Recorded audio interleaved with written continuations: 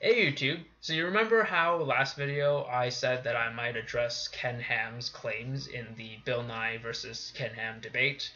Yeah, you might have to wait a bit on that because that's going to take me quite a while if I ever get to it. But in the meantime, I thought I'd make a video talking about something that's kind of related to the debate. So there's this thing going around that's titled 22 Messages from Creationists to People Who Believe in Evolution. And this was on BuzzFeed, and it's been blowing up recently on social media, so I thought that I might take my own crack at addressing these particular individuals. Bill Nye, are you influencing the minds of children in a positive way? Yeah, he is. He's promoting science, he's promoting critical thinking, and above all, he promotes the idea, which I follow, that if we don't do something about this now, if we continue to let our own personal beliefs and our own egos get in the way of scientific progress, we're going to regret it. Are you scared of a divine creator? No more scared than I am of the boogeyman. Is it completely illogical that the Earth was created mature, i.e. trees created with rings, Adam created as an adult? Yeah, that's pretty fucking illogical considering that radiometric dating suggests otherwise. Does not the second law of thermodynamics disprove evolution? No, it doesn't, considering that the second law only applies to closed systems. Ergo, the second law does not apply to things like the Earth. How do you explain a sunset if there is no God? The same way I explain the tides if there is no God. Tide goes in, tide goes out. Never a miscommunication. Can't explain that. It's all the flying spaghetti monster. If the Big Bang Theory is true and taught as science along with evolution, why do the laws of thermodynamics debunk said theories? First of all, Big Bang Theory, evolution, and thermodynamics are all separate fields. Second of all, I think I addressed this question earlier. I think it was question number 4. So, next question.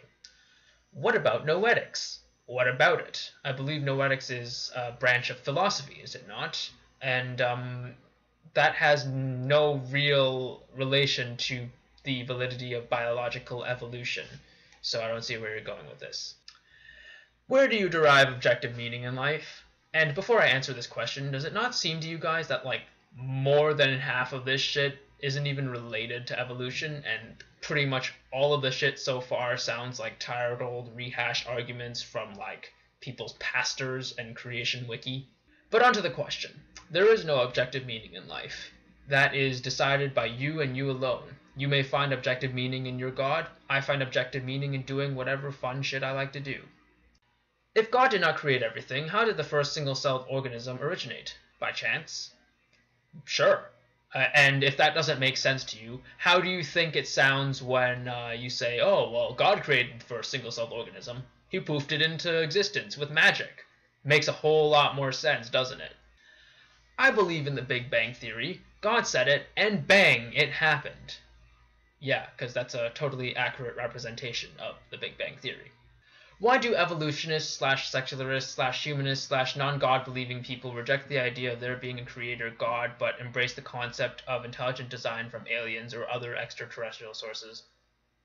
Where did you hear that? I currently don't think there is any evidence to suggest that there is alien life on another planet, at least insufficient evidence so far. There is no in-between. The only one found has been Lucy, and there are only a few pieces of the hundreds necessary for an official proof. Yeah, this goes back to the fossil record, and Lucy, creationist claim, is the only fossil that we were able to find that can connect humans to the rest of animals. But keep in mind that, first of all, fossilization is a very rare event. Like, it's very rare that it happens, and to expect that it happens for every single transitional form is kind of unreasonable. Second of all, the fossil record is not the only source of evidence that evolution has going for it. Does metamorphosis help support evolution? I don't really understand this one. If evolution is a theory like creationism or the Bible, why then is evolution taught as fact? Because it is both. It is a fact because we can observe small changes over a smaller period of time, but we cannot observe changes over millions of years. Now, creationism and the Bible are far from theories. They are not even valid hypotheses. They have no evidence going for it. There is no claim of validity. Like, God created the heavens and the earth. Okay, what do you do with that?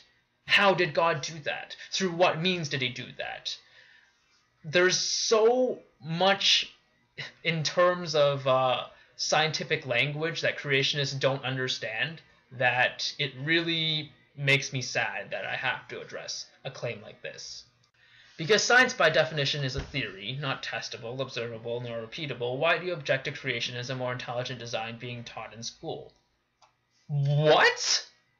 Being testable, observable, and repeatable is what science prides itself on. It's what makes the scientific method work. What drugs are you smoking?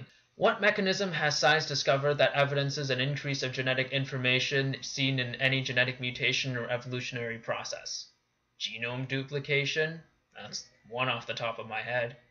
What purpose do you think you are here for if you do not believe in salvation?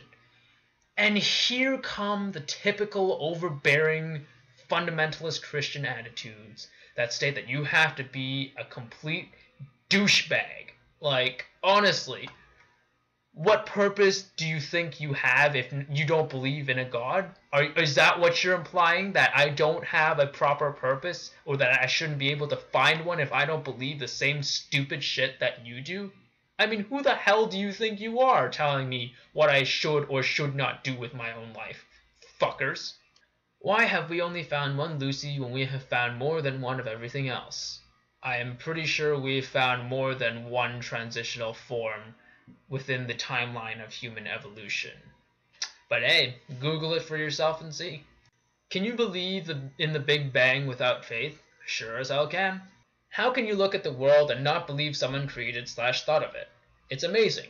What's even more amazing is that you would rather take the scribblings of an illiterate desert nomad and a retranslation of a reinterpretation of a modernized version of those scribblings at that, and you would believe that over modern science. That's even more amazing. Relating to the Big Bang Theory, where did the exploding star come from? There is no exploding star in the Big Bang Theory. If we come from monkeys, then why are there still monkeys? If the Quebecois were originally from France, why is there still France? And look, I'm not trying to say that I know all the answers. In fact, I don't know most of the answers. But what is important is that we all have to realize that we don't hold all the answers. I don't know is a perfectly reasonable and honest answer to give in this scenario.